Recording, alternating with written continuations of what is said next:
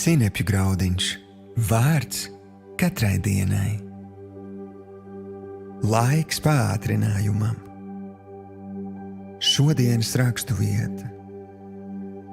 Tad viņi labprātīgi viņu uzņēma laivā, un tūdaļ laiva sasniedz malu, kurp tie brauca. Jāņa evaņģēlijas 6. nodaļa, 21. pants. Šodienas pārdomas. Vai jums ir nācies airēt pret vēju? Man ir, un ziniet, tas ir visai bezcerīgi. Airē cik spēj, taču virzība uz priekšu ir minimāla. Bet tiklīdz tu pārstāji airēt, tā laiva jau traucas pa vējam nepareizā virzienā.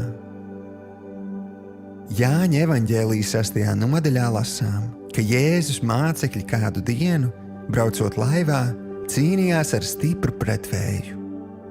Šīs sarežģītās situācijas vidū pie viņiem pa ūdens virsu pārdabiski atnāca Jēzus. Mācekļi izbijās, taču Jēzus viņus mierināja. Un tad notika kaut kas pārdabisks. Kāds pat var domāt, ka tekstā ir kļūda, jo rakstīts, ka laiva uzreiz sasniedza krastu. Bija noticis pārdabisks pātrinājums.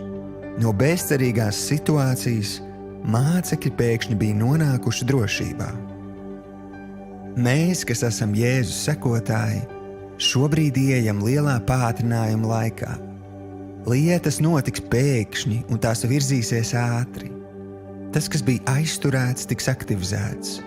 Tavas lūgšanas vairs nepaliks kaut kur starp zemi un debesīm. Tās būs kā zibens, kas sasniegs žēlastības troni. Pirms tu lūgsi, atbilde jau būs pienākusi. Būs pātrinājums gan garīgajā, gan fiziskajā sfērā, jo Dievs ir nolēmis atklāt savu godību savas tautas vidū. Šodienas lūgšana. Tēvs, es apņemos rīkoties kā tavi mācekļi, nepadoties un turpināt ticības cīņu. Es ticu, ka tu ļoti labi zini manu situāciju un arī labāko brīdi, kad ierasties un dot man pārdabisku risinājumu un pātrinājumu. Tev vienam lai slāva visu varenais Dievs, Jēzus Kristus vārdā. Āmen.